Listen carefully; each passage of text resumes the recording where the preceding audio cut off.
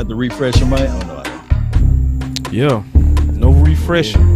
We so live. It's pathetic. Let's get it, y'all. Man, my boy Big in the house. Hey, man. You know, hold on real quick, man. I'm getting too. Wow. Yeah, man. Boom. My boy got me pushing buttons wrong and everything. That's how you know. That boy got me pushing the wrong buttons and everything. But listen, man. Oh, my goodness. Say, man, that's what happened when your big bro come in, man. When big brother got you tripping, man. Like, we ain't seen my boy in a minute, and everybody want to hear from the OG Big Game James, bro. Yeah, but that boy Twitter been fired, so trust me, we going to the Twitter today, and we going to talk about some of my boy Big Game James tweets and Denver, his tape. Obviously, we gonna mix it up with Law and the OC and freestyle. That's what it is, man. It's the final word, man. Final. The final word. Without hesitations or deviations to the left. Come on now with it.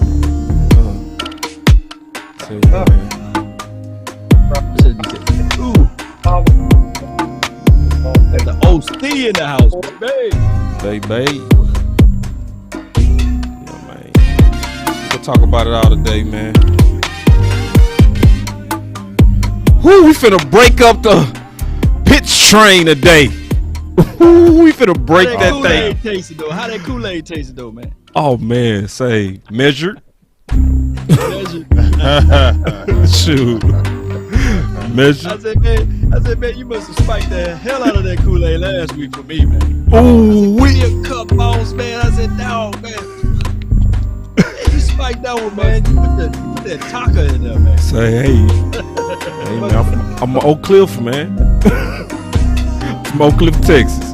Let me know next time, man. That's how Oak Cliff Kool-Aid tastes. What? What? I would be lying if I said it didn't. Put some brunette in my eyes next time. You Hey, know man. what I'm saying? Hey, that Kool-Aid is enough chase on its own, bro. Come on now. But you know what it was? Y'all know what it was? What's that? It was a red stripe, man. Somebody put a red stripe for the Kool-Aid.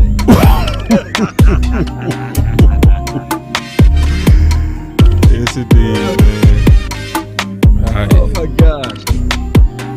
I see what Jay Lombardi did now. I see you in the chat, man. Appreciate you. Yes, indeed. He put the final word, but he put DA final word. I'm gonna have to use that one. Oh, yeah. That's No, dope. final I word. see. Not the THE, but DA. That's dope. Yeah, it is. That's it. I might have to trademark that one. Yep. There it is. Ooh, this gonna be a man. I can't wait to do this show with these boys. Ooh, boy. What is a mama? There go that man again. It's too much content, bro. Ooh, we today gonna be going crazy. I can feel it. Alright, we got 13 seconds to go. Yeah. Yes, indeed. I want me some Royal. Alright, let's crank it up. Let's crank it up. Alright, man. Got the brothers. All the brothers together. Yeah, man. 1 second, My man. favorite ball. I'll give you boy 1 more second. We gonna be all the way in here. No doubt. There it is.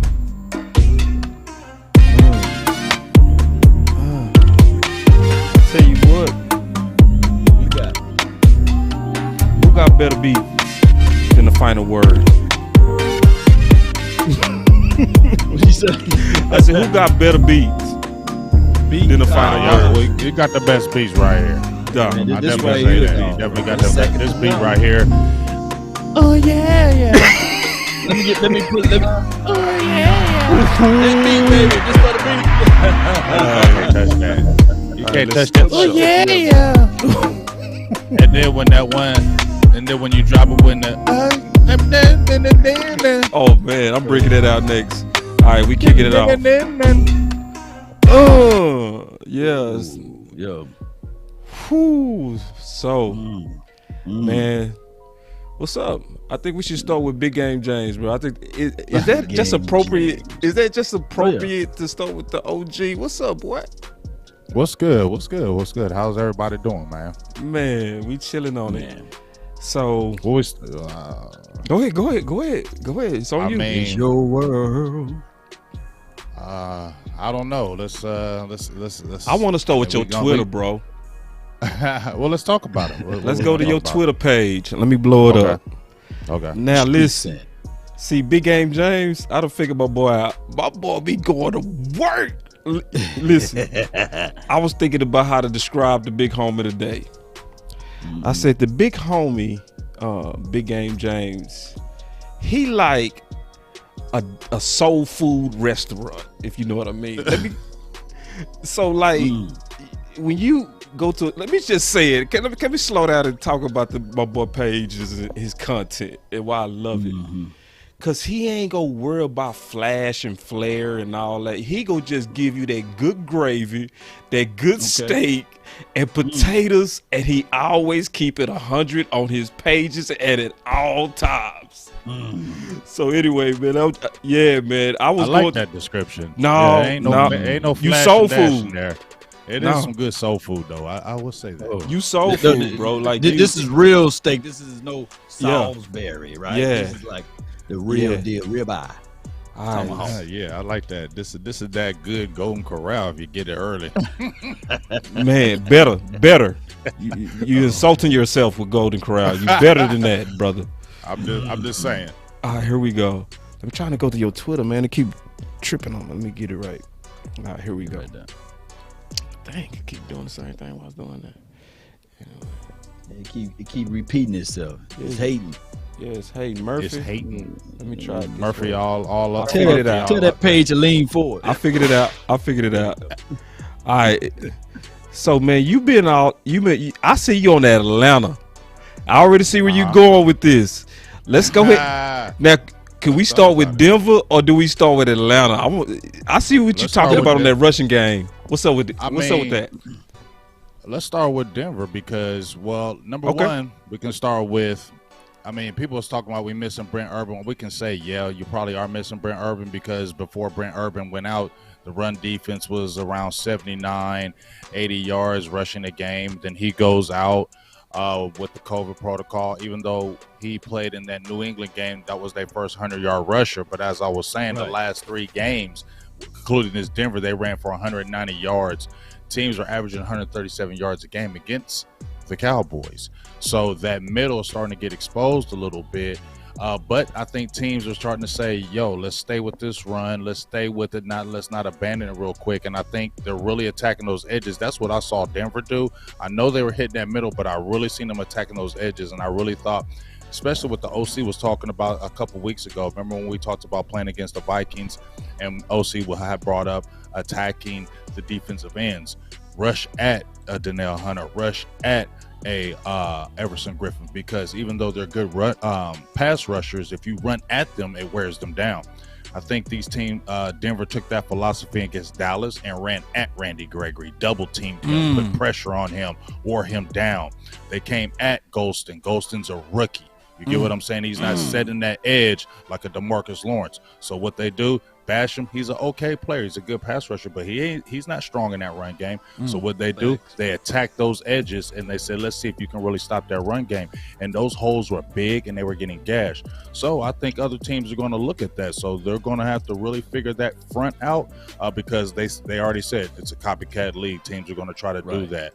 So they're going to put those linebackers close to the line of scrimmage. They're going to do those type of things. I'm not worried about Dak or anything like that. But if we're talking about that run defense, that's something that's going to have to be looked at going forward, man, because that's going to be an issue if they don't contain that. You know what I'm saying? Because this Dallas defense isn't a dominant defense; it's an opportunistic defense, and if it's not making opportunities and plays like that, it could be trouble down the line.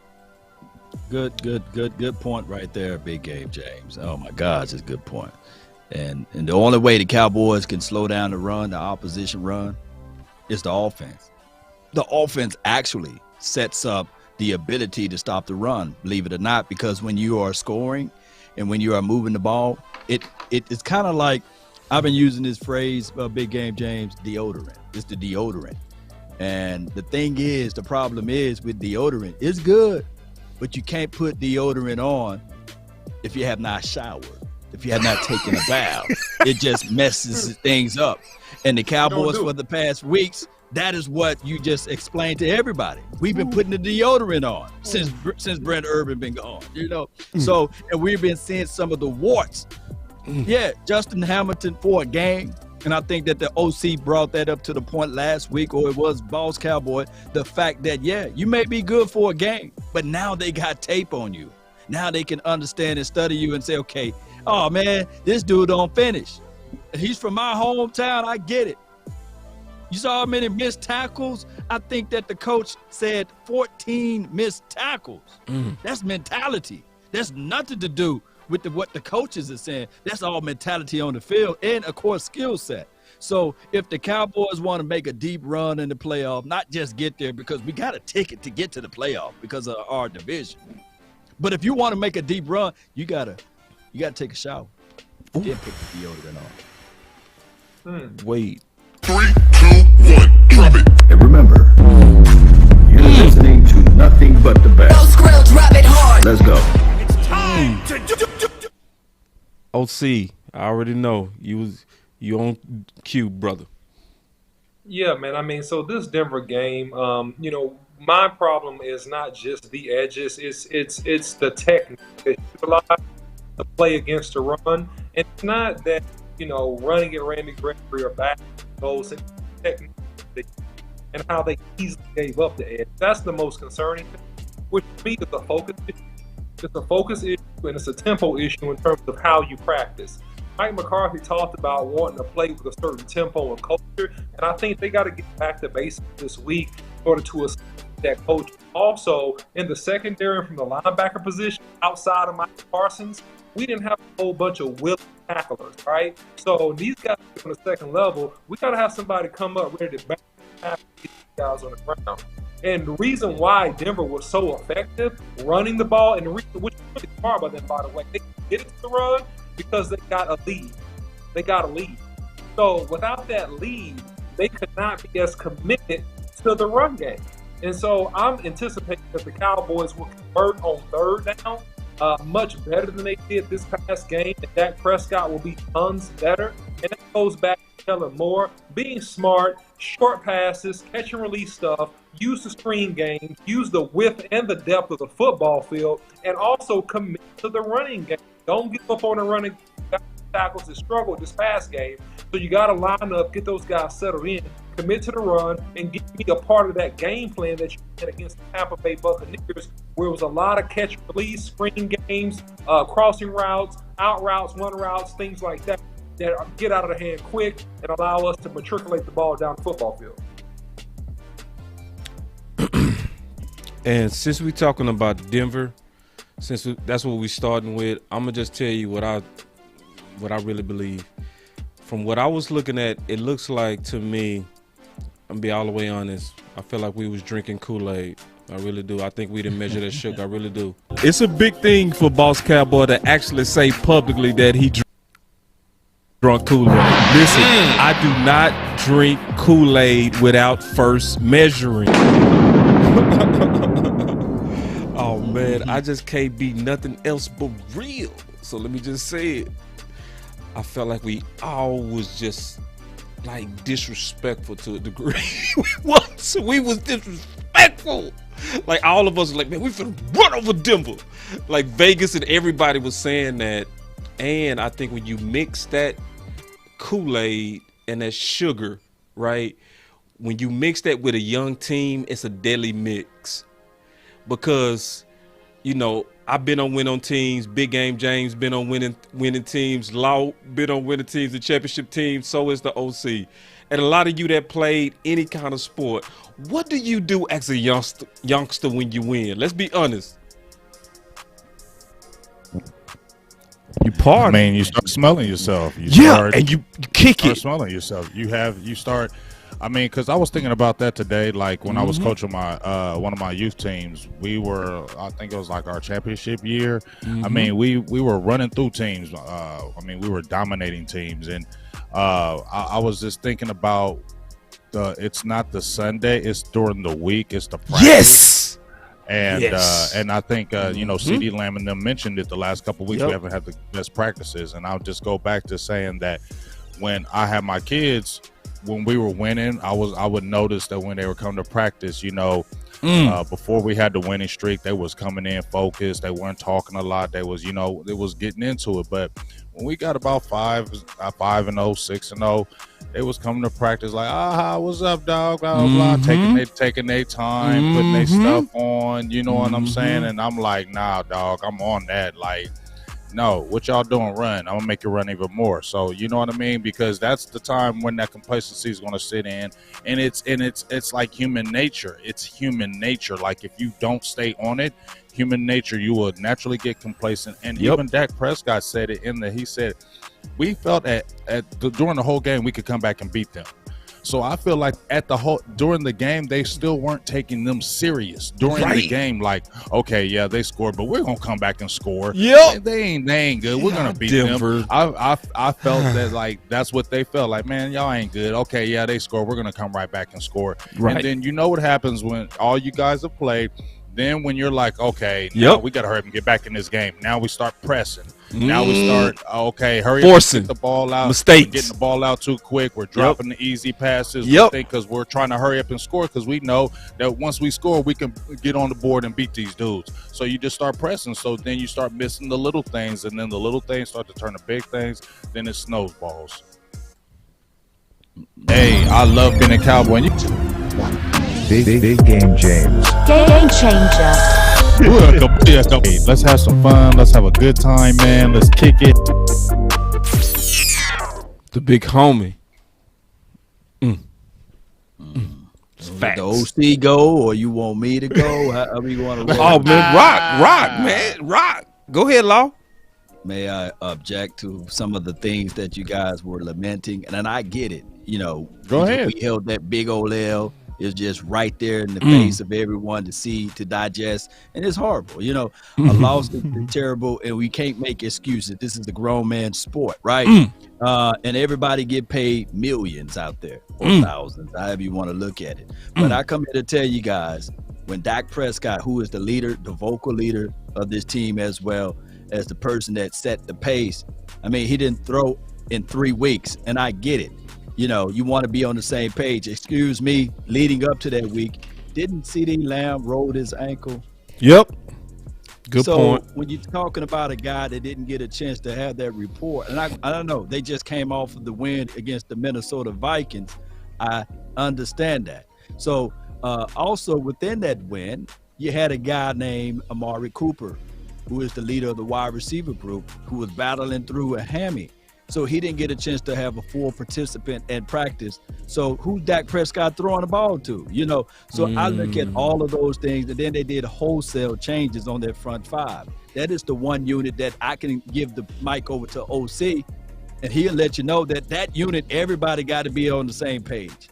I mean, they did a wholesale change by switching Terrence Steele from right tackle to left tackle.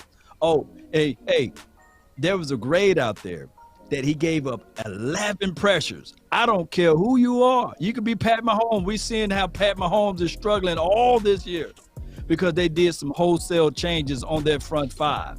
So even though you go out there and get some big names, that doesn't mean that you're going to play the same, because of the simple fact right here, Cowboy Nation, when we look at it and contextualize it, Dak Prescott had to get comfortable, and he never got comfortable. They tried to punch the Denver Broncos in the mouth in the opening series. Shout out to Tony P. He did a big explosive play, and they said we're going to try to break their backs. But we end up getting folded because we couldn't get those 2 yards. And that's what you look at. That's what you look like, because that momentum was on Denver's hand, and they saw that as an attack to their team. They saw that was being disrespectful. So Yeah, the Cowboys, they were not prepared. I think that the Boss Cowboy, you talked about that. You can go into more details. They weren't prepared. Right. And on top of that, those series of events happened. Wholesale change on the front five, and as well as no continuity report. Oh, I forgot. I left out one key ingredient that everybody, mama, uncle, cousin, saying that we don't need him. He ain't really that. That's my those fans that talk about drawing. You know what I'm saying? The guy that can vertically stretch the middle of the field with vertical 9 routes, seam routes in the middle of the field, that forces those DBs who was locked up on the outside and also that safety when they're trying to roll coverage to play disciplined football. They gave us the middle of the field. That's why Dalton Schultz was our leading wide receiver. Well, receiver in that game. I digress. Yeah, so you bring up several interesting points, man. I really like going with that. And me, about Cowboy, off air, talked about this a little bit earlier today. You know, I think that several things happen, and the word I use is the Cowboys you breaking up a little bit. Can you come out and come back in? I'll take over for you real quick. Yep. Yeah, so what the OC was talking about was a conversation that we had, and it was a lot of complacency in that game. And Jerry Jones mentioned it also, and that's what really made me feel good about it, because it was kind of obvious when you kind of watched the flow and the intensity of how we was playing that we were just not into it, just being honest. And it was a mix of preparation, in my opinion, because Mike McCarthy came out last week and he said we was going to spend more time studying this opponent than actual practicing. When you think about that and mix that with what Law said, let me put it on Law. Law talked about a lot of facts. The injury to, he talked about CeeDee Lamb. He talked about Cooper with the hamstring. Obviously, Dak wasn't throwing. All good points when it comes to chemistry. Excellent point. And then mix that with a bunch of study and a lack of practice, and then you get what you got. That was the formula. Flatness, unmotivated, bad timing. Then you mix that with what Big Game James was talking about, and now we can see how that tidal wave hit us. Wow. You know what I'm saying? And we can see it. And I'm going to tell you, one of the biggest things that I took away, all right, being all the way honest with everybody, I'm going to show you, okay? I'm going to tell y'all the biggest takeaway to me. This is the biggest one to me. This is just to me. I don't know about you, but me. We know you. Yeah, man. I'm about it. I ain't gonna lie. I'm about it. All right, now check this out. The biggest takeaway from the Denver loss to me is this. Still, and we're not gonna talk about this unless y'all want to, but this is just the biggest takeaway. Steele and Lael need to continue to cross-train, practice all the way up to the Super Bowl. Steele at right tackle and left tackle, Lael at right tackle and left guard. The Cowboys could be caught off guard with another sudden T. Smith absence. Practice as if he could leave at any time. To me, that's what happened as well. That was one of the biggest things. I think it was what everybody said, but to me, one of the biggest things was the breakdown of both tackles. And I think that's more so, honestly, based on how it's managed. Just being honest. Yeah, Boss Cowboy. Let me jump in there real quick. You sound good, too. Yeah, man. So listen, and this goes back to a previous statement that I know everybody and their mama was against. But I'm going to jump out here and say it, and I'm going to explain my thought process behind this particular idea. That's why I said, please consider leaving the Shea at the left tackle position. Yeah. And let me explain it why from a strategic standpoint, okay? And hear me out, guys. You got to really hear this out, okay? Because you can cover one weak spot. You can hide one weak lineman, okay? You can't hide two. You can hide a weak tackle on either side. You can motion that way. You can screen that way. You can run off tackle that way, right? You can chip that way. You can leave a tight end to chip and release if you're talking about really helping somebody. You can boot right. You can roll right. It's called moving the pocket. You can move the pocket to the right. But the issue is, if you're getting pressure on both these tackles, then that's going to be the issue, man. And then here's the greater issue that I was going to say before I had the technical difficulties, right? You got to really be smart and be fully mentally engaged. I think Kellen Moore took a mental week off. I think he took a mental week off because he did not get these guys in great situations to execute and to take advantage of what was given, right? Why in the world? I know they're covering, but you got underneath routes. You also got backs coming out of the backfield. You also could line up Pollard or Zeke in the slot, which is a mismatch versus any linebacker. Like, Kellen Moore has shown the creativity, he's shown the knowledge and the expertise, but in this particular game, his mind went blank. He didn't make the adjustments and call the easy throws and plays that we could call. He's doing routes up the field. May I interject? Yes. Or may I bring to light, I meant to say, yes. The OC. And I'm just trying to make this as objective as possible. But can you explain to everyone how you have a right tackle that was in the game? And don't crucify me, Cowboy Nation. Don't shank me with the butter knife. But here's what we got right here. All year that when we had Terrence Steele at right tackle, he gave up 6 pressures all year when he was inserted in. Now in one game at left tackle, I don't even know who's the edge guy for the Denver Broncos, but in one game, he gives up 11 pressures. If you're the quarterback, how can you combat against that? How can you go with a game plan, especially if you don't even have the plays already in place for your hots, for your reads, for the receivers? That could explain the reason why these receivers were playing volleyball with the football or basketball. Because your hots, your reads, and all of that stuff. Go break it down to me. I just want to jump in there right quick too. Like, okay, just what you said, OC. I made a video about Ty Nashesky, and I said, should Ty Nashesky play this game, or are they going to switch Terrence Steele? And I said Ty Nashesky should play. I think he can make it for one game. I said if you keep him at left tackle for one game, I think he can do it. I made the video, and that's what I said. Because I said during the week, I said on Monday, I said Terrence Steele is going to struggle at left tackle. Yep. If you switch him, I said it Monday. He going to struggle. And then when Mike McCarthy came out, this was to me was the indicator that it was going to be bad, in my opinion. Perfect. When Mike McCarthy, I put that tweet on when he said about his offensive lineman, what's it like from switching from the right to the left? He said it's like wiping your ass with your opposite hand. That's what he said, and he said and he sent that tweet he sent that right 2 days before they're getting ready to play. So I'm like, okay, y'all all saying this and y'all making the switch during the week. They set that kid up for failure. Y'all switched him like during like the week. You feel me? How that ain't easy, LC. Perfect. I mean, you did this. It can't be easy just to switch from right tackle to left tackle during the week and start being a player. That just don't happen. They set Terrence Steele up for failure with that, and I feel like it was a distraction. Number one, talking about it back and forth all week. It took the focus off the Denver Broncos because everybody was talking about, is Leo Collins going to go back to left guard? Is he going to play right tackle? Is Terrence still this? I felt like it was a big distraction all week, and it took away from the team. And then, as Law was saying, there was pressure the whole game.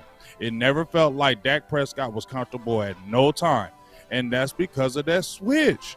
And you should have probably let Nashesky play there at left tackle for that one game because he was naturally there. So he would have naturally been able to do it, and you give Terrence Steele another week to go ahead and get that left tackle together and then probably throw him in. I just felt like that was a setup for failure the way you did Terrence Steele like that. Yeah, big game and Law, man. Y'all are speaking my language. I've been on this train since before we talked about on the show. And I said, look, if you got to sacrifice somebody, make the sacrificial lamb the shape, right? Don't make the sacrificial lamb your young right tackle that's playing great. And I was against it from the jump. I was never in favor of you switching somebody that's playing excellent in a position and switching him to an opposite position. I said this on Boss Cowboy Sports. I'll say it here.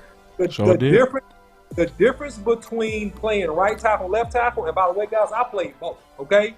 The difference is fighting in a phone booth versus having a fight on an open street corner.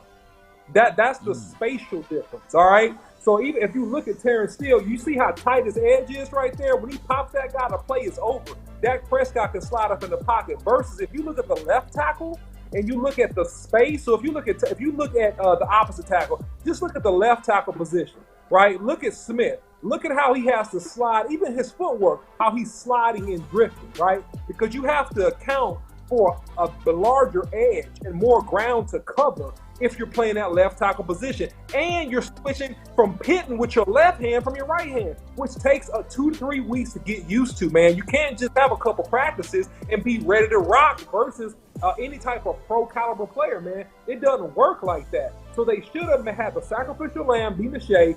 Go ahead and let him play left tackle and give this guy help. Like, give him real help. I'm not talking about the fake help that everybody said the Steele guy that he really didn't get. I'm talking about go ahead and give this kid real help and let Steele flourish at the right tackle position and do what you will with Collins, whether that be have him rotating, whether that be give him reps at the left guard position. Do that. That's the best play. And then here's the deal. But I got something because I want to finish going back to the major point that I need to say, and then I'm done. Here's the major point. Kellen Moore knew this. Jerry Jones and the whole staff knew that Collins wasn't right. Going back to last week, Jerry Jones said that, hey, he had a bad camp, talking about La'el Collins. He's not where he needs to be, talking about La'el Collins, but he'll get there, talking about La'el Collins. So if you look at him play, man, his lower body extremities are not right. He doesn't trust his technique. He's lunging. He's missing with his hands. He's doing everything technically wrong that you don't want to do as a tackle, which is resulting in pressures. So this is what you do, man. You help him out like you did in that Tampa Bay game where everybody thought he played real, real good, right? Is you get the ball in Dak Prescott's hands quick because he had not played in 3 weeks. So I'm blaming McCarthy, and I'm giving some good blame to Kellen Moore in this scenario for going brain dead, not making the adjustments, not letting them get the right plays. And then, 2, take points when you have the opportunity. Don't go for it 2 times on 4th down and miss when you had a chance to convert 3 points. Take the points, get on the board. Yeah. Oh, man, good breakdown there, the OC. We have some questions. The lunatic said, when the 71 and 78 film breakdown vid coming out? We'll have that video about Thursday. Okay, so that's gonna be a comparison again, but it's not to knock any one of the tackles. It's more so gonna be showing the difference between left and right. So it's gonna be good for the OC to break down for everybody to see the difference between Terrence Steele playing right and then him playing left, and then but getting to solutions too. I just want to talk about some solutions because the OC. I got some questions, just real quick. I just want to be all the way real that I don't know everything about tackle, so I do defer some questions to you guys, okay, that played it. So for the first time, Coach Marv and the OC pointed out, and I saw with my own eyes, that limp that people have been referring to on La'el. Okay, right. So. And that's why I'm gonna say right now, this is like a domino game where you pick up all doubles. People got to play dominoes to feel that. Oh yeah, I already know. When you pick up all doubles, it's almost guaranteed bad. It's almost like tie or a hurt hip at left tackle. I don't feel good about it. I don't. I'm just keeping it real. And me seeing that limp with my own eyes, it made me say this, Law, big OC. We not gonna see, in my opinion, likely, just because of the injury, we not gonna see a good La'el at right tackle this year.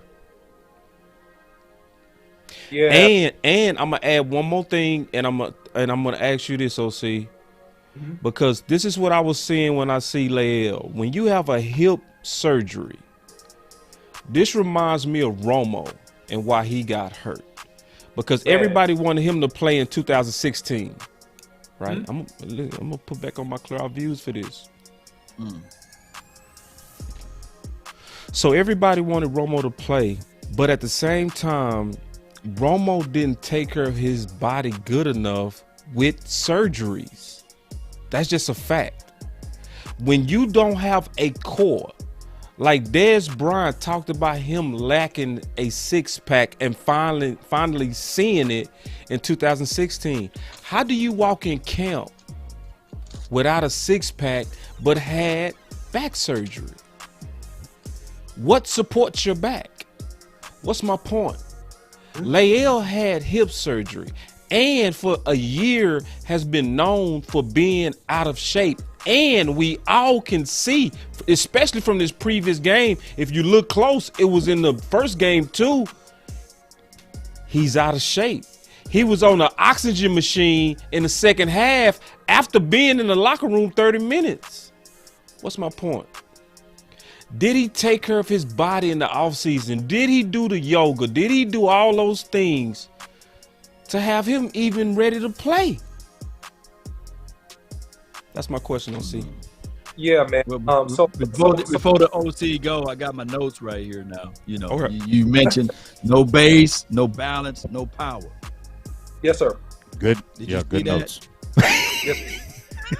No, those are good notes because they said that before you go OC, they had those same scouting reports on him in college though. One of the big scouting reports on him in college, and this goes back to his injury, and I think that's where he may struggle. They were talking about his bend in college. He would not sit down. He would. That was his problem. That he would reach. He would lose his technique because he would reach, and he would not sit. His problem was sitting down.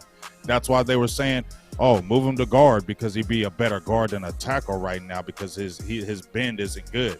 Well, if they were saying that in college on scouting reports about your bend not being good and you had hip surgery and your knees might be kind of achy, isn't that going to be even worse? I'm just asking y'all, isn't that going to be worse if he was already having those problems before and you had hip surgery? Right. And now this is the second year and you're having those same type of issues where it's hard to sit down because remember in the preseason, they was having a problem with people speed rushing past him because he wasn't sitting. So I don't know. Tell me, OC. Yeah, man. And so, man, y'all threw out a lot, man. And let me go with law on this one. All right, no base, no balance, no power. Let me just start right there, right? So here's the thing: your base is really how fast you can get your feet in the ground, right? Because the key to being a good offensive lineman, man, is how quickly your feet can slide across surfaces. All right. If you see La'el Collins's kick slide, you see him take a big exaggerated kick. If you can still hear, notice his feet stay close to the ground and look at Collins. No, I put it on Collins.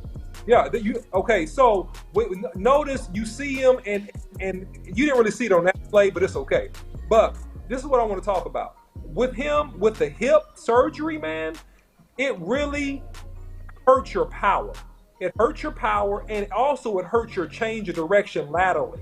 And so you need to be able to move side to side to stay in front of boys laterally. And if you got tight hips and your hip is not strong, A, you're gonna have a problem moving side to side. B, when you get there, you will have a problem latching on and stopping his pressure towards you because you can't, to James' point, sit down. You can't sit down and then you open and turn like that, right? Because you're slow out of your stance. So feet are slow, right? When your feet are slow, you open and you turn up. It's called an open door. It's called a swinging open door. So, yeah, so swing your hips open, and that's the shortest path to the quarterback. The shortest distance between any path is a straight line. And when a tackle opens up his hips, it's a straight line to the quarterback like he does right here. Let's say, hold on real quick, OC. People been swearing up and down that this tape is good. It's like, no, it's not. Man. This tape is not good on Collins, man. He beat right there. And it's a lot of times he got beat by Barrett. And anybody can see this, man. Like, this is not hard to see. All you got to do is turn it on. It is that easy to see. Like when you turn it on, like, but people swearing on Twitter that this is elite. They swearing. They like, oh, and they not just Twitter, everywhere, YouTube, Facebook. People just swearing he was just unstoppable. And then and I'm not trying to beat up Lyle. I'm saying that his body, right, his lower extremities, man, is not where it needs to be, right? And because of the fact that when you have I see him lipping right there. Yep. Yeah, it's right there. And so, And so, guys, when you have lower extremity injuries as an offensive lineman, man, you got to work super hard, man. You got to power lift, deadlift, squat. Yep, it's a little limp. Yep, you got to be sprinting. You got to be doing quick feet. And so all those things has been a problem in terms of his work habit, and that's the lean. You see the lean? And he did it a whole lot this past game. He got away with it some in the Tampa Bay game because they was getting rid of the ball quick, which is why I get on Kellen Moore for them not releasing the ball quick and having that quick tempo like that. They needed quick tempo. Yeah, quick tempo. So here's the deal, man. This kid needs to play inside, in my opinion, to prolong his career and to give himself time to heal. Okay? And that's been my thought about it for the past 7, 8, 9 weeks, man. Because that hip, man, his feet have never been really quick. The thing that's really helped him, even in 2019, was him being able to stay balanced and to extend and hit people with his hands because he has long, powerful hands. And he's a strong guy. So when he pops you, he can get you off of your rush path to the quarterback. But if he's lunging and he's missing with his hands, then all of a sudden, what he was good at in pass pro is taken away from him because he's lunging, he's missing you with his hands, he can't knock you off of your rush path, therefore he's going to give up pressures and sacks. I hope I made sense. Man, that explains everything. The OC. The film breakdown. From a verbiage aspect of it, that explains everything. That's why he got a 93 rating in PFF in run blocking, and that's why he's terribly failing in pass blocking with 69. So, and that's a big discrepancy between passing and block. Like normally, you would see those numbers being a little bit closer. And I'm not PFF guy. I'm just saying, just interpreting the numbers. You're just trying to interpretate the numbers. Yeah. Whereas one is being high. Extremely high. 93 is really good. Yeah. On run. It's really good. Right. And I don't know an offensive lineman, and I never played offensive lineman. Right. But I know all offensive linemen would prefer to run block. Right. So in this situation, DOC, I think it's hard pressed for the Cowboys to make that movement because in the same breath, believe it or not, like Ripley's, this is Connor Williams' best season ever. And last game was his best game, basically. Yeah. So how do you do that? You can't bench him. You can't move him. Well, see, that's why hold up. But that's why I made that tape, y'all.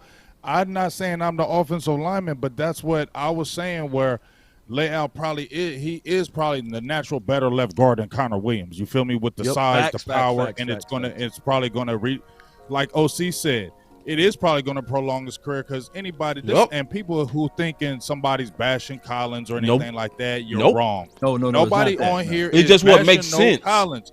This is just the real. It's He real. had hip surgery. He missed all year.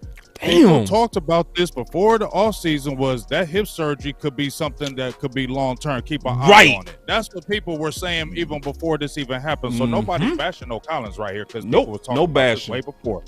So now you seeing it could be an issue. And if you're trying to, like you said, prolong a career, it's better in space for him because he doesn't have to use those extra movements like you do on tackle than guard.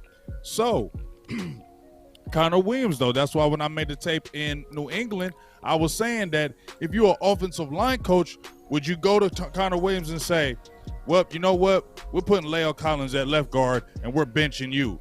What would be the reason? You see what I'm saying? Because Connor Williams hasn't played bad this year. We know about his penalties. We know about his penalties for sure. Right. But if you look at the course of the year, OC, you can't say Connor Williams has had a bad season. No, I do want to say this real quick, OC, because I'm going to turn it back to you real quick. I want to go to Law said. Law talked about a 96 or something type grade on run blocking and a discrepancy of 69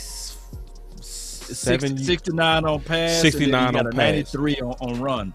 So let's just to throw this out there, not to overtalk you on this one. No, you good. Connor Williams, he never graded at a 90 in run blocking nor passing. Oh, keep talking. But go. No. You keep talking because you're making my point. Thank you, Law. Thank you, Law. No. This is your point that you make. This is the point when you interpret the numbers, in my opinion. When Connor Williams never got a grade of a 90 in run blocking, and you got a guy that's failing in pass blocking, the numbers say move him to guard. Right? Come on now. Let's just think about it. The numbers say that But are they going to bench Connor Williams in his contract? You get what I'm saying? That's yes, they are. Like they should too. But are they though? But are they? I think it's a possibility. No, I'm gonna say why it's a possibility. Because it's just a possibility. I'm not saying it's gonna happen, but I'm saying it's a possibility.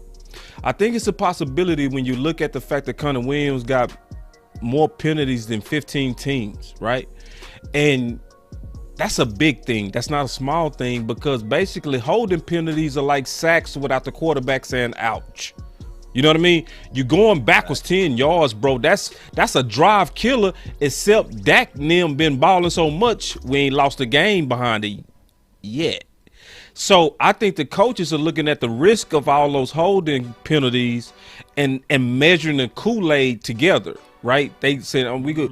You know what I mean? Where we saying, yeah, so, and they keeping, in just my opinion, Lael in a ready position, and I think they need to ramp him up. I don't think they need to throw him out there, because what we saw happen to Steele, we don't want to happen to Lael going to guard, right? So I'm with you, Big. I think we should keep Connor Williams out there for a while, but if he keep up with that holding stuff, insert the better guy.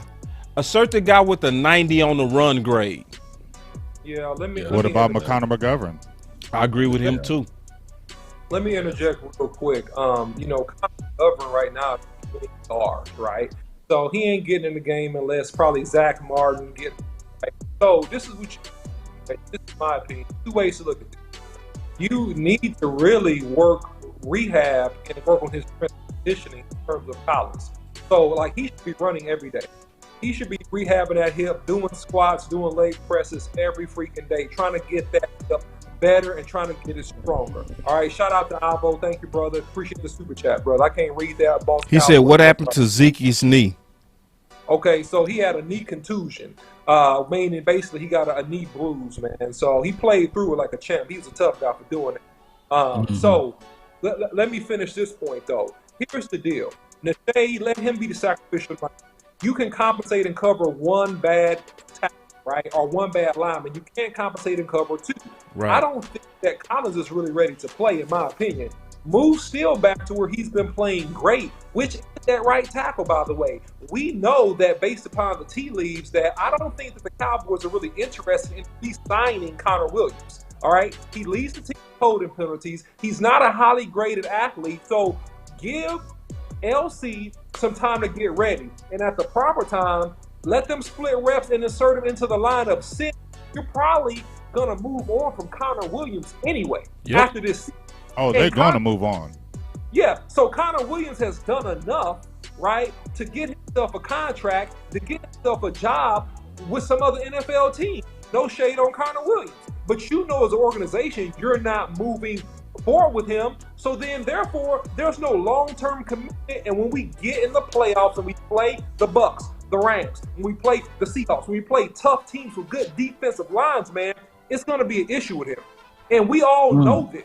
Right? We all know this. So why not begin to systematically take steps now? Real quick. Go ahead. Just Studi Wood want us to get to the point, and I kind of feel this. He didn't say that, but I like his question because it's real direct. He said, how do we fix the left tackle situation? You drafting. You got to draft it. Loud crazy. You got to draft it, baby. Yeah, you got to draft it. To your point, Law, and I'm gonna shut up and let you get back on. I want to finish this thing. So last thing. It's a way to fix it, right? So you put Nashay in, you give him help, and you let Terrence Steele ball on the right side. Okay, that's one. B, you leave it just like it is, and as a play caller, Kellen Moore, you got to compensate with quick tempo and how you call this game. That's how you do it. Those are the two ways. My answer to that is, in the short term, if you stick with Steele and you're trying to develop him by fire, help him out. And add what the OC said in terms of quick tempo, getting the ball out, having an offense that helps your tackles, right? With quick plays and stuff like that. Also, run the ball. I think you definitely got to run the ball. That helps your tackles as well, to just keep them from dancing. You know, right. You want them basically laying on boys, like, and then it's gonna help their confidence and everything. And Coach Marv with the super chat talked about play action, so it's all kind of ways to do it, and that's on the short run. On the long run, they have to cross train the tackles. They have to, like, listen. They basically had Steele playing only right tackle with no left tackle reps, period, because he was balling so much at right tackle. My fourth grade teacher used to always say, fool me once, shame on you. Fool me twice, shame on me. We cannot believe T. Smith when he comes into the season saying, oh, I'm going to make it this time. No, we don't believe you, and we shouldn't. So at this time, we got to prepare as if he's going to get injured again. The best way to do that long term, after we get through this short term crisis of left tackle, is you got to have those guys practicing for him to leave at any moment. Because this could literally be the game before the Super Bowl, and something can happen with T. Smith's foot, his neck, his arm, his back, anything like that. We got to be able to have Steele, in my opinion, walk in there because he's been practicing left tackle. So, but you to know me, what, that's boss? a couple of ways. You know what, boss? I'm kind of getting. I will say this. I'm kind of. This has frustrated with me about the Cowboys with Tyron Smith, because I've been saying this for the last 3 years, and Law knows that. Yeah, bro. I'm the one. A couple years ago, I was talking about when they were having Jamal Adams, and I was like, "Well, shoot, look at Tyron Smith and giving him up." People was going off on me. Oh, you don't be giving up no Tyron Smith, don't it? People you remember that, Law, right? I was saying, hey, start thinking about that. Because every year, if you look at since the last 4 to 5 years, he missed 4 games every single year. He misses them no matter what. So the thing is, I know we got Michael Parsons, and that was a dog pick. I ain't never mad at that pick. But they're going to really go ahead. I know what we talking about during this year and how you saying guys got to get prepped. They got to give still some more time. But they really got to really attack this left tackle in the draft. This can't be the same thing anymore. Dude is going to get hurt every year. You can't rely on Tyron Smith. I don't care how good he is. I don't care how good Tyron Smith is, dog. Can't rely on him no more, because it's any little thing. Somebody kick his foot, he out 2 weeks. You know, and it's not dissing him, but any little thing get hit with him, he gets injured. You feel me? It's like, okay, Tyron Smith got hit on his elbow. He gonna be out this week. You know, he's having. And he says the same thing every year. I'm in the best shape of my life. He said that the last 3 years. I'm in the best shape of my life, and you still get hurt. Man, frustrated. Fool me once, shame on you. Being in great shape don't mean you're durable, man. And I've been saying this since before the draft. We should have drafted the tackle in the second round. I'm not mad at Kelvin Joseph pick, right? I'm not mad at that. But I was in favor. If you go back and watch our shows way back there in April, March, I said, man, we need the tackle in the second round to shure up and have tackle depth so we don't have this kind of crisis. But anyway, Boss Cowboy. Sure, we could add Jenkins. I remember you guys. What's his name? Terrence too, right? No, Jenkins from Oklahoma State. Oh my God! What was his first name? I think it was Terrence Jenkins. I think, bro. I might be butchering it. T. Jenkins. I remember. Man, that dude was a monster. Yeah. It would have fixed us. We would have been okay. The only thing is he hurt his back in Chicago. But you know, Yeah. that's time space continuum stuff, because that don't mean that would have happened here. You know what I mean? Yeah. Tevin Jenkins, that's his name. That's what Tevin Jenkins. Yeah, thank you. And shout out to everybody that's in that's shooting the super chats over here. But this is the thing though. And shout out to Jay Farm. He said, "Hey, we should have got Rashawn Slater." It's just one of those things. Where do you go with a dog out of Parsons, or do you gonna be? Are you gonna be happy Parsons. with Slater? Nope. Yeah, I'm taking Parsons. I would have went Slater Parsons all day in second round. long. Tackle. All Yep. day long. Parsons Never would have did that. No.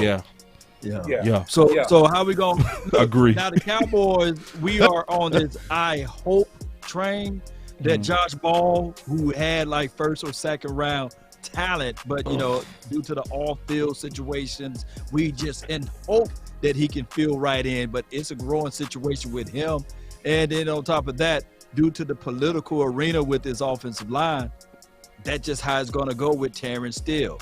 He's the quote-unquote swing tackle at this point, and that's how they're going to develop him, unfortunately, and they're going to give that spot to La'el Collins. That's just how we're going to see it from the remainder of the year. They ripping the Band-Aid off, and they said, okay, there was a bullet that's inside of this body. We're going to go in, we're going to try to extract the bullet and put the when they put that little fire on it to melt it, and then put the Band-Aid back over it or stitch it back together. That's what they're doing.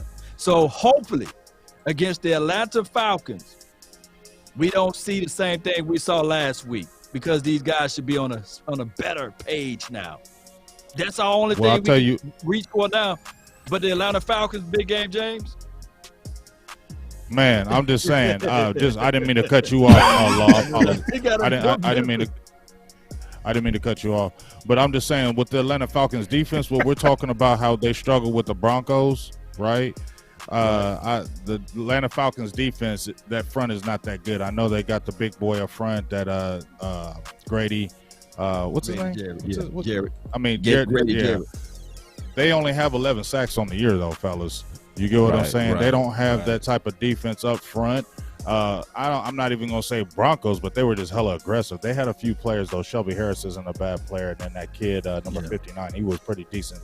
But the Falcons don't really have a front or a defense that can really do what I feel like the Broncos can. So the Cowboys should really be able to exploit this, especially in the run game. They're really bad in the run game. I mean, they're bad defensively across the board, whereas the Broncos, statistically, they were good. They had a good defense this year. I mean, they were playing good defensively pretty much the whole year. Where you look at the Atlanta Falcons, that defense has just been giving up yards after yards, especially in the run game.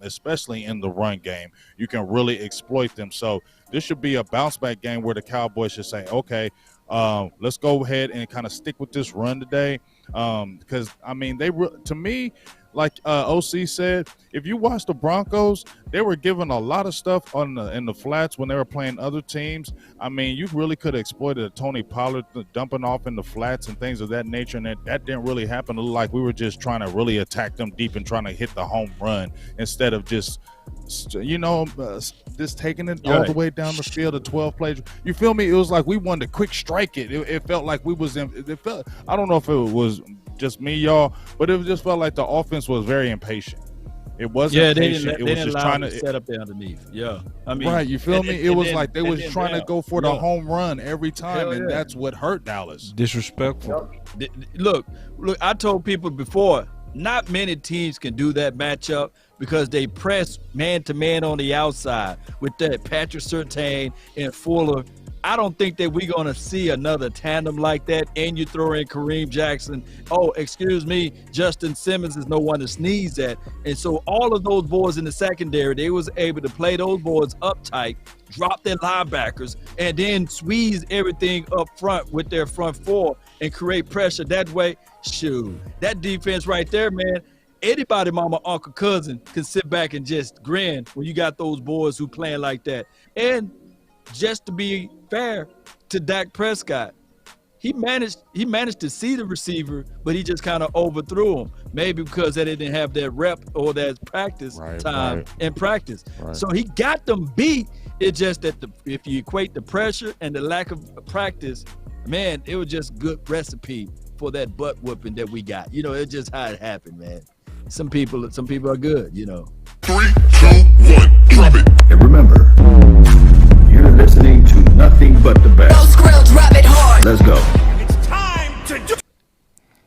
All right, I got something real quick. First, I was checking out your Twitter. I saw you on that Byron Browning. Baron Browning. Yeah, Baron Browning. Like, listen. Hey, I told you how we could expose him, and he got it. I told you how we could expose him, and they did. He didn't have the best game statistically, as far as, I mean, he had some tackles, but we could have really worked him more than they did. I wish they would have attacked him, because that was only his second full game. I think last week was his first full game, because he'd been injured with leg injuries and things of that nature. So last week was his first game where he got like 50, 60 reps. So this was only his second game, really starting, especially with Von Miller out. You could have really exploited that rookie. You feel me? I just feel like they didn't take their time to really hit the matchups that they could. But just a loss point too. Dak was off on a couple passes, because remember, he had the long bomb to CD, and that would have been a touchdown if he hit him. The CD had the man beat, and then he missed the other one in the third or fourth quarter, where CD, he did the quick double move and he threw his hand up, and he had his man beat too. And if Dak would have hit him, that could have been a touchdown as well. So Dak was a little bit off. I just think it was a situation. He was out, hadn't practiced a few weeks. You guys mentioned it. Both the receivers were banged up. Law mentioned that both the receivers have been banged up. Dak had been out. It was just kind of one of those things that we just felt like we was going to do what we always have been doing. And guess what? The Denver Broncos were like, they had a chip on their shoulder that game. That's all I feel it is. And I just feel like, you know what, let's move past that, because these Falcons, they're going to give Dallas a test again. Now, I don't feel like they're going to give a big defensively test. I think Dallas can move the ball on them at will. But I do feel like Matt Ryan going to be chunking that ball everywhere. And two players I don't want to go crazy with Dallas is Kyle Pitts and that damn Cordella Patterson. That dog, I know he ain't ran crazy, but I'm telling you, you know how Dallas will do. If you get a running back, start running hard on Dallas and charging, man, I don't want to see him, because he runs hard. Stop that man early, please, Cowboys. Hey, Big, get him. I want to ask you a question, Big. Real talk. One of the tweets that you said during the game, real quick, I think it's going to be perfect to do it like this. Give me 1 second. Hey, I love being a Cowboy. Big game, James. Game changer. Let's have some fun. Let's have a good time, man. Let's kick it. So that segment, Game Changer, is real, because everybody picked their own names, right? So game changing is something that's very real to Big, because like he came up with that. He was like, bro, this is what I want to be about. I want to observe who are the guys that changed the game. And I retweeted something from you where you said, I want to see how these guys play, right? Why we getting blown out? Who are some of the guys that stood out in the loss as you was watching who was going to play Cowboy football? It doesn't matter what side of the ball. I don't care. Well, number one, Parsons is number one. He's the man. He's the main one that stood out to me, because to me, he's the leader of the defense now. Yeah. And just seeing his attitude, I feel like he was angry. He was mad. He was pissed off. He didn't like it. You feel me? And I loved his energy all the way out through that game. I feel like Curse is another guy who takes that stuff very personal.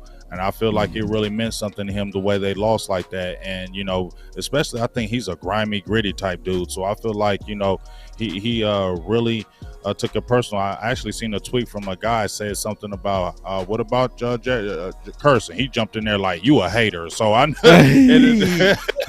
jumped in the tweet quickly and said something to him. So that's the type of guy I like. He going to get in there and he's straight quickly. up. So Curse is another guy I thought that fought.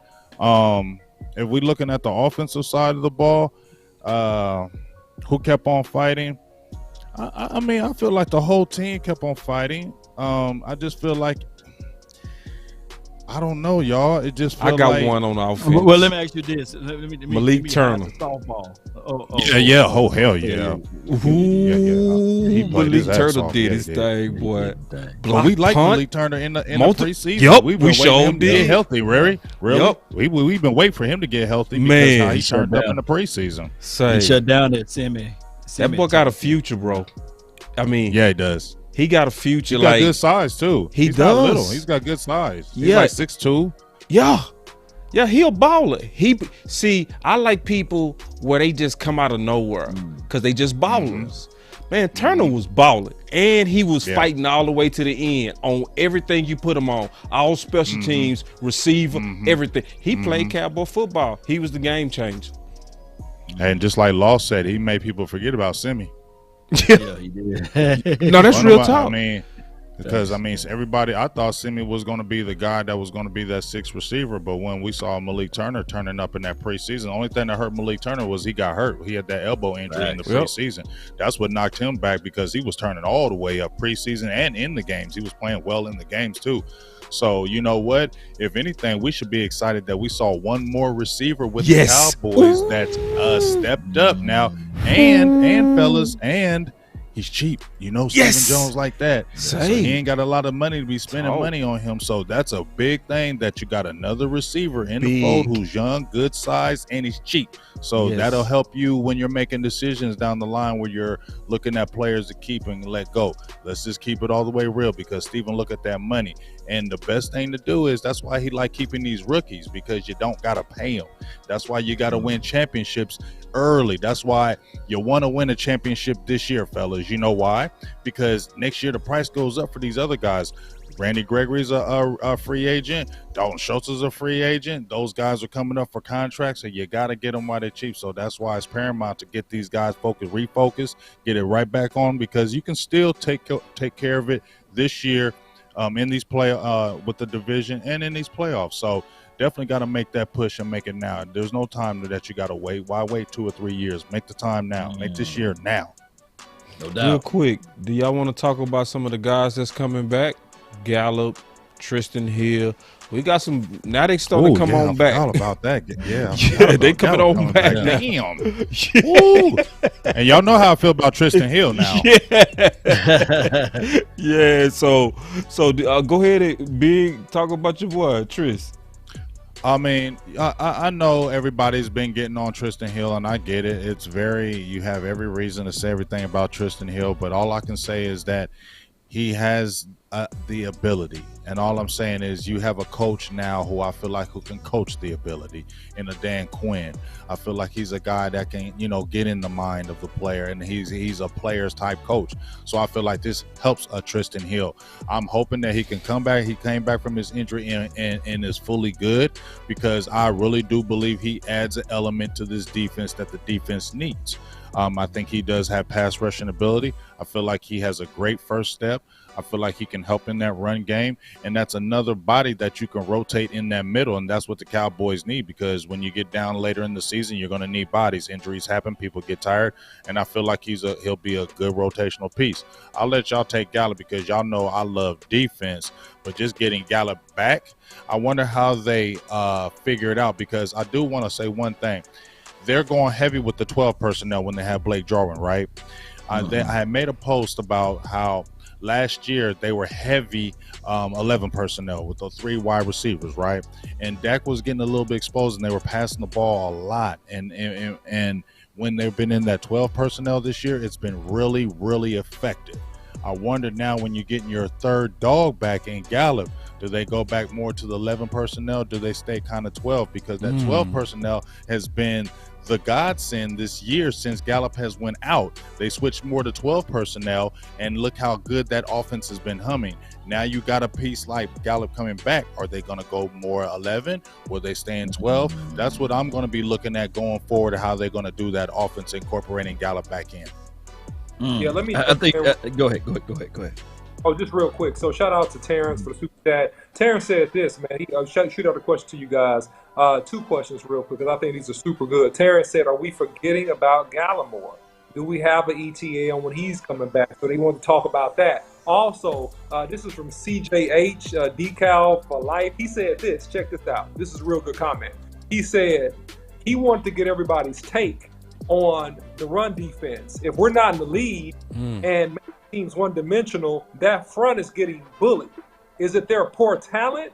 Is it effort? Or is it scheme? Well, I'm gonna just say right quick, talking about and the then front. y'all can go. Yep, the defensive front. Is it talent? Is it effort? Or is it scheme? Because if we're not in the lead, he's saying we getting bullied if we're not in the lead and we can't make the team one-dimensional. Well, I think it's talent. Yeah, in my opinion, let's really look at it. Osa Ogadizua is a monster. We know that, right? Yeah. But Brent Urban and Carlos Watkins, we talked about this before, boss. Remember we talked about it? Those guys are role players. Those are complementary players. Those guys are that's what they are. And Gallimore, here's my thing with Gallimore. I like Gallimore, but I'm just gonna say this: people need to blow the brakes on Gallimore coming in and being this savior in the middle. Okay, that's all I'm saying. Right, I know, because Gallimore has that's why he my dog.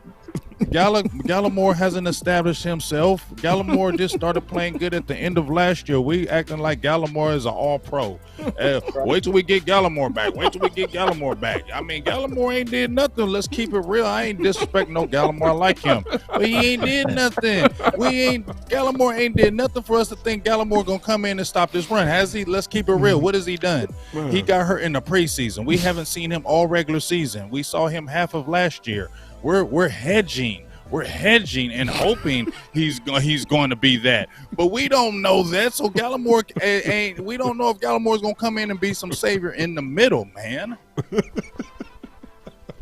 Facts, man. That's what it is. Facts. That's what it is. But is it scheme or is it talent? It's the talent. But the good thing is, and I'm being all the way honest,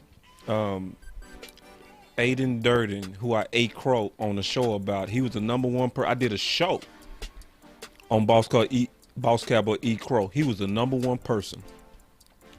Aiden Durden, he have them boys playing real hard to be under talented.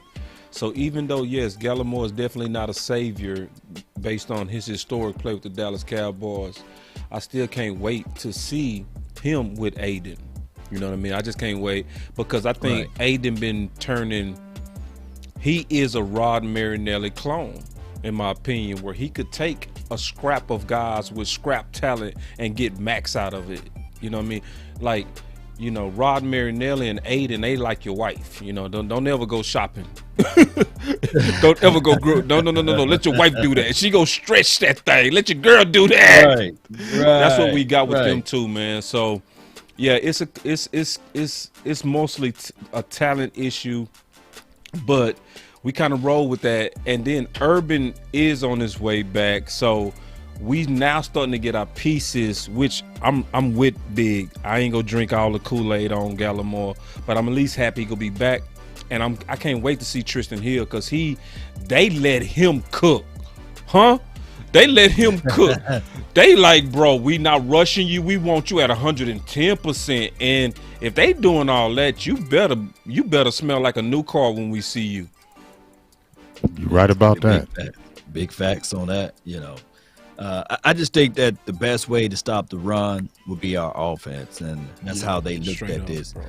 Thinking about all of the 3 techs that they got, and of course, even Carlos Watkins for what he's doing, he looks like a 3 tech, but he's playing at that 1, and he's doing a good job. By the way, you know, even though we got gashed last game, but like you guys said, primarily on the edges there, we just had no edge control, and hopefully when D-Law get back, they putting the bubble wrap on him. I think that they said that he would be back around Kansas City Chiefs game, around that time frame. Yeah. So we will see how this team will shake out from there, and we will see exactly what they're going to do with your boy, Tristan Hill, hopefully this weekend.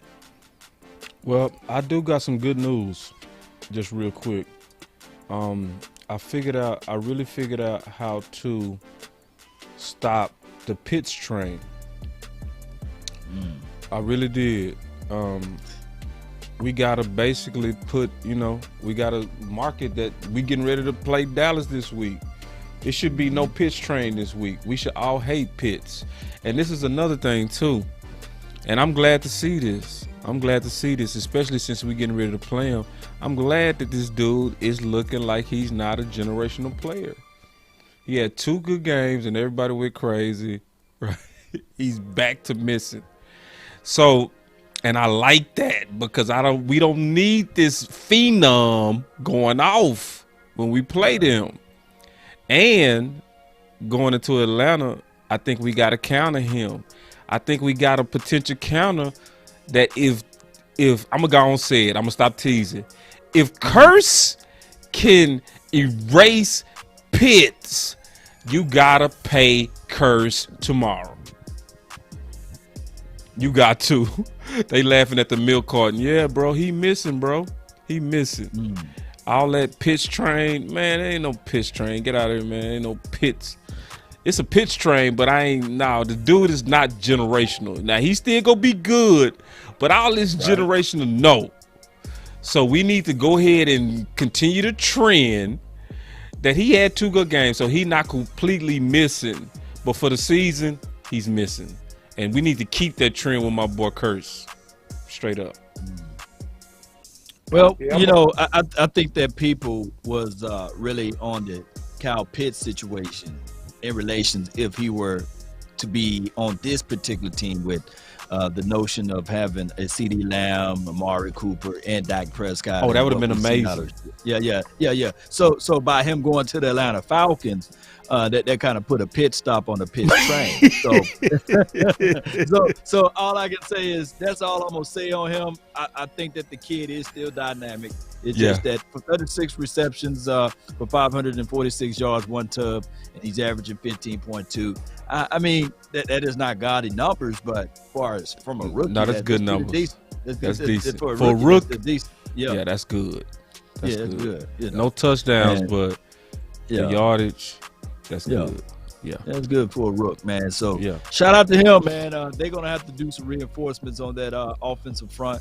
I think Calvin Ridley? He's going through a midlife type of early crisis of I want to play, I don't want to play, that type of situation.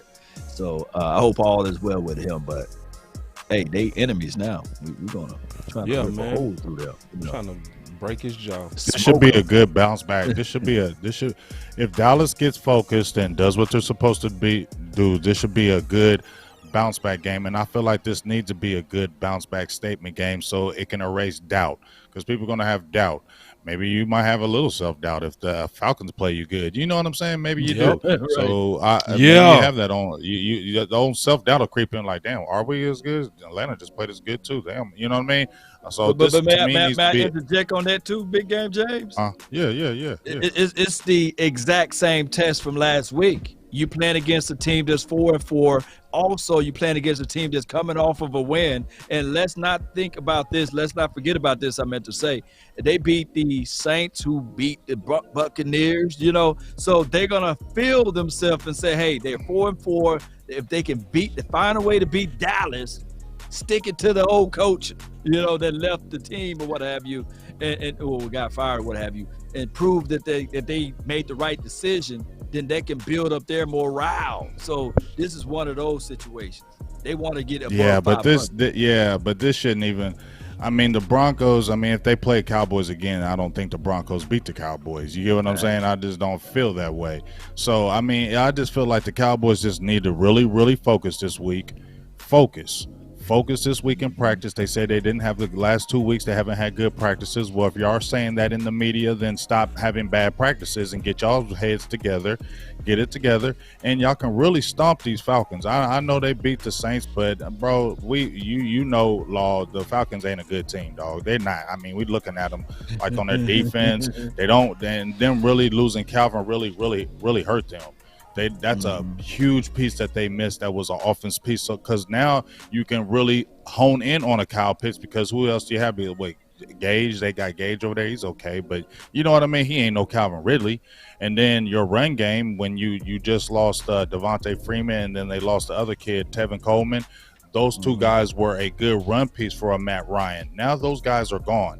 You focus on Patterson and you shut him down because he's not running the ball like crazy. He's only averaging like 3 yards a carry, and he's only averaging like 1.6 before contact. So that shows offensive line is not even blocking for these guys like that. So this is a game you really should beat up these Falcons. It really is, fellas. This is a game we should really go in there and smack these Falcons. And because the Dallas Cowboys are better than them. So that's what I'm saying. There should be a stomp game so nobody else should doubt the Cowboys and say, oh, that was just an anomaly against, because that's what we're saying right now, right? I'm fellas? loving it. We're saying that right now. That was just a little side game. So then they need to refocus and smack the Falcons because they're considerably better than them. So for them to show that they are an elite team, they have to show their eliteness against the Falcons Sunday. We can get one of the perfect, Oh man, yeah, you already know, man. Perfect. Perfect. Yeah, man. Boss, I want to take this. Boss, before you say anything, I was watching me and my girl watching a movie last night. I don't know what the hell this movie was called, dog, but it was going through the excerpts, and it came. We were just watching it, and it said perfect. I was like, oh. Hell no. If she jumped back in here, we're going to find the name of that movie, dog, because we was just sitting there, and it was the opening of the movie, and it was like perfect, and then it went into the movie, and we were like, what the hell? They steal it, man. They steal it. Hey, I got a new one coming, too. Let me tell you what it is. It's that Yoga Flame. Yoga Flame. Yes. Yeah. Oh, get that. Yeah, the Yoga Flame, man. Yoga Fire. Yeah, Yoga Fire. Yeah, Yoga Flame. Ooh. Yoga Flame. So anyway, just want to take the super chat before the final words. If y'all got any super chats from your channels you want to get in, obviously we want to respect everybody's channels and the contribution to everybody's individual channels. This one says the next game after a bad over a game like what we had with Tell Us, is we have big problems, or if it was just, let me find the rest of it, or if it was just a bad game. I agree. I think it was just a bad game. I think it was a perfect storm. If you mix in what Law said with, all the bad luck, the injuries to Cooper, the injuries to CD Lamb, which don't give you the week of practice, plus Mike McCarthy having a judgment to put more emphasis on study over prep, mixing that with the left tackle injury and the mixing of that. I just think it was a perfect storm of bad luck that just, spiraled into that trash we saw Sunday. So I think these guys, plus when they young, so I think, I think they got their slap they needed. We could be back. I ain't tripping. Like, no panic at all. Even if we lose to Atlanta, ain't no panic, bro. It's all about what kind of game we play. That's why I love Big Game James' tweet on who played Cowboy football. That's the most important thing, because we can only beat us. We that talent. We got to play like that to lose. If we play our game, we don't lose. Let me just give a shout out to all of those who contribute over here. Shout out to you, Jay Versick, for your donations, man. And you made multiple donations. Shout out to you, Young Wilson. And I really appreciate you guys for making those donations, those super chats. And Scott Simpkins, appreciate you for making the donations. And thank those who put the stars out there. And JD from DC, as well as Daryl Thorpe, appreciate you. And shout out to you, Jernigan, for the 200 stars on Facebook, man. I really appreciate you guys for help growing the nation. When we do these joint shows, man, that goes a long way.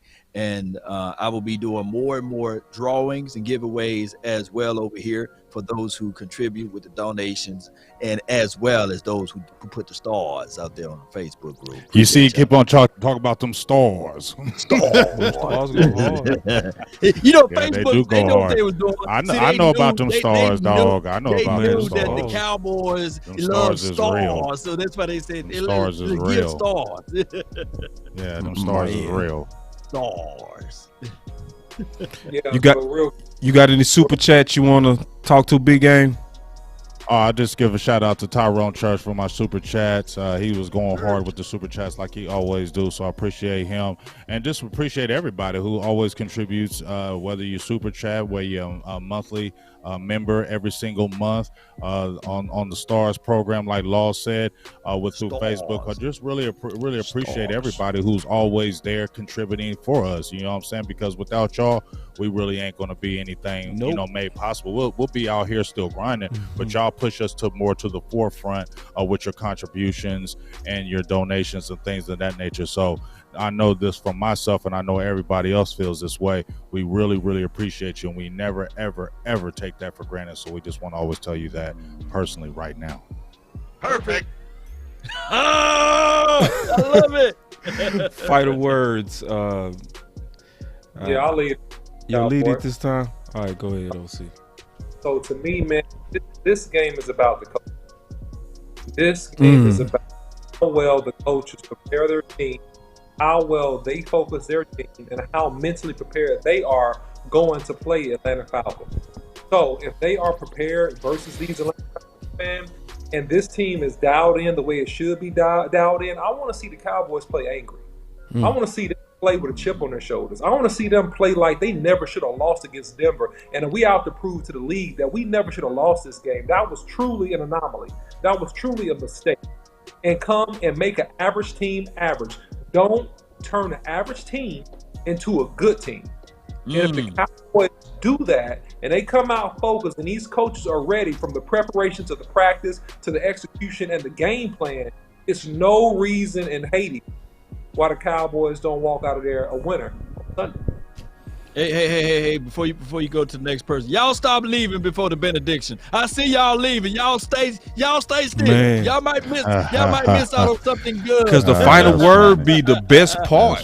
The final word be the best part, man. For real. Come back over here. Like, I see people leaving. Like, what y'all doing? No, man. Thank you, Long. Because the final word.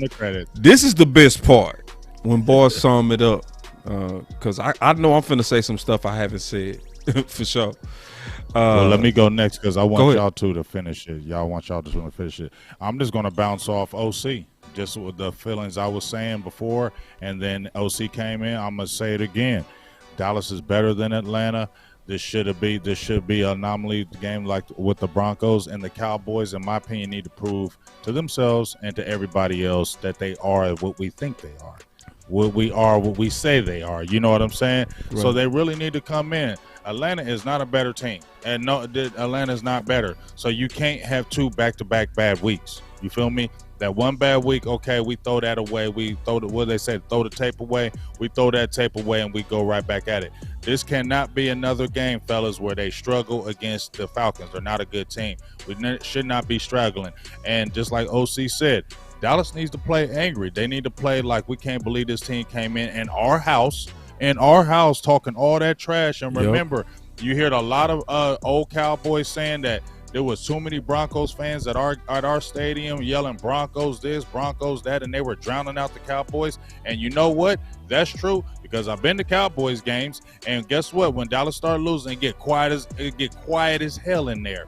So guess what, fans that are at the game too, stop letting the opponents fans come in there out cheer y'all asses, because it does happen, because I've been there. So don't let that happen, number one. And Cowboys, you better come in there mad and angry, and you better blow the Falcons out. None of no 17-10, no 17-14, Dallas won. No, this needs to be a 35-13, 35-14. It need to be one of them when we get back on track. Dak throw 3 touchdowns, Ezekiel Elliott, Tony Pollard running the game again. Randy Gregory, Michael Parsons, Curse. Pitts doesn't get anything. Matt Ryan gets sacked 5 times, get hella pressure. It need to be one of them games. They didn't run the ball. They only ran for -8 yards. It need to be one of them dominant performances against the Falcons to let everybody know that the Cowboys are for real, period. That's my final word. Woo, man. Perfect. I need a new. Yeah, you get another one for that, bro. Perfect. Yeah, that brother right there. See, people who left, they didn't get that right there, boy. Yeah, they get that, bro. That's fire right there, man. Yoga Flame. God, I need that button, bro. Yoga Flame. Hey, you need that one. See, because Yoga you got fire. perfect. Yoga Flame. Then you got Yoga Flame, bro. Yoga Flame is for what you just said. Perfect. They don't quite do it. Like, they don't quite do it right there. We need that. You get Yoga Flame. All right, yeah, and when we play the Yoga Flame, y'all gotta participate. Y'all gotta fire up the chats, man. Y'all gotta blow the fire, light it up, bro. You gotta light it up. You gotta light it up, man. Everything we get that Yoga Flame, and you feeling that, everybody gotta follow that. I know that Yoga Flame. That's coming up next. So if y'all see another podcaster do it, they got it from us. Anyway, right. Yeah. Man. So first, I'm cheating a little bit, man. I'm gonna take a comment. That's okay. I ain't no fighting word, damn it. I'm gonna take this comment real quick, and then I'm gonna get into my fighting word. He said, "Has the Cowboy played any other teams that has run the same similar defensive scheme that the Broncos ran on Sunday, or was it new?" I would have to go back and look at the schemes of the defensive teams and how they played us. But I would say this: they did have a unique personnel that matched up well, because every team ain't gonna have a secondary like that. You got to have a particular secondary, and your pass rush have to be getting home. I think that was a combination of what we did that made them. I don't think they had an answer for us. I think we made them look good, just being all the way honest. Yeah. So, somebody was gonna say something? No, I said facts, man. That was good, because you got to be able to play press man and quarterback to run effective. And that's what they did. They played press man, and our tackles were getting beat, so they hit home without blitzing a lot. Yeah. So Denver ain't got no answer, man. That's a mirage. But my final words, because I came out of the game trying to figure out solutions, right? So I got about 3. Okay. Number 1, I want to see if I can get some amens on this. We need to assign emotional leaders. The team captains need to have a quiet bond that when the team gets flat, that they are the guys that are assigned to rally the rest. And it got to come from leaders. It can't come from people that's not dominant voices. Dak can't be sitting down when the team is flat. Curse can't be sitting down when the team is flat. Michael, just think about the 90s, and I'm not on the 90s jock, but I'm just really just being honest on what made them who they were. When times got hard, Aikman was talking loud. Nate Newton was loud. Aikman was loud. They didn't play flat, bro. So if I see a flat as a problem, create a solution. Because that could happen again. It can be the playoffs. We can be getting our ass whooped. And it needs to be a plan. Like, okay, we flat. What are we going to do to get these guys up? They need to and be organized about it. Who are the guys that's going to do that? I'm going to be looking for that going forward when times get tough. Number 2, I want to see smart contingency plans. I want to see Mike McCarthy. I want to hear about Terrence Steele playing a lot of left tackle. Even when T. Smith comes back, I want to hear about him practicing that. We got to prepare for another type of Denver storm. Because, yeah, we likely won't see that storm again. Not like what had happened. Right. But we got to prepare like it could happen. What's going to happen if T. Smith just something happened and you go have now it's gonna be Terrence Steele plays 7 great games and now you gotta throw him on the left and let him die again? Nah. So I want to see the contingency plan, and I want to see a focus on culture. That's my 3rd thing. I want to see, as a final word, a focus on culture, because we got a young team. I really want y'all to hear me on this one, man. We got a young team, and with a young team, they don't really know how to be professionals. So it got to be a focus on culture and a way to win and a way to be the professional and not to be the party guys because we winning. Notice how Mike McCarthy and other teammates been talking about the lack of focus in practicing. That's been leaking.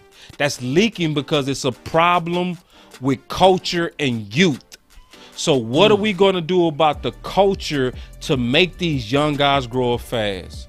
So I'm going to be looking and listening for all of that as my final word. Wow. Man, that's a man. Good stuff. Let me give you one of those. Good stuff. Let me give you one. Yeah, you need a perfect. Yeah, you get your own self a perfect. Wow. Thank y'all. Good stuff, man. Oh, I did it for you. I was pretty good. Go got fire. Go got flame. Perfect. There you go. Are you not entertained? Appreciate you, man. Appreciate you. Perfect. Yeah, man. Appreciate you know, earlier this week, I've listened to some of the podcasts trying to get an objective analysis from like the people like from these major networks, and Keyshawn Johnson, he's on the show with him and Max Kellerman and I believe the other guy, Jay Will. And he said this past game is like a bag which you got all of the substance in it and a hole was cut in the bottom of it. And all of the substance, all of the good stuff that you did for the previous week is now pouring up out of it, right? Now, this next game, either that hole can get bigger or they can patch it up and keep pouring more substance in it, you know? So now what we're looking for against the Atlanta Falcons, we want to see if this particular team can say, oh yeah, we got a hole in the bottom of our bag. Let's go ahead and patch this up and keep it moving. Okay? So I told people before on my previous show is that when you see the wet floor sign, it's there for a reason. It's letting people know that, hey, that floor is slippery right there. You don't want to walk by it. You want to be careful because you can slip. It's a reminder.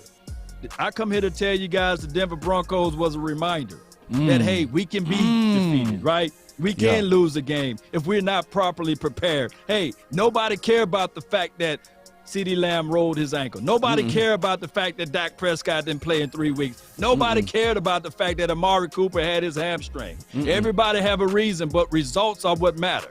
Right. So when it comes down to Sunday time, Cowboy Nation, I know we like our cheese and wine. I understand that. We a bougie type of city. It's not like a rah-rah type of city. I tell you, and I'm not throwing any salt or shade at anybody that goes to the Dallas Cowboy Stadium. But some of our hardest fans are out there in L.A. When we go play out there, we everywhere. We loud. And everybody know it's Cowboy Nation. We ready to fight, fold up tables, and throw them at people. But we got to establish that mindset back out here in Arlington.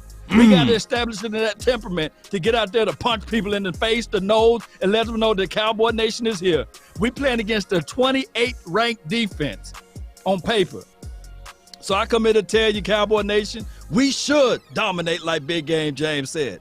We should take control and rip the hearts out of the Atlanta Falcons. One way or another, Dallas Cowboys need to be back onto that thing and make sure we seal this hole together, Cowboy Nation, so we can keep walking around with that good substance in that bag. I ain't going to tell you what's in it.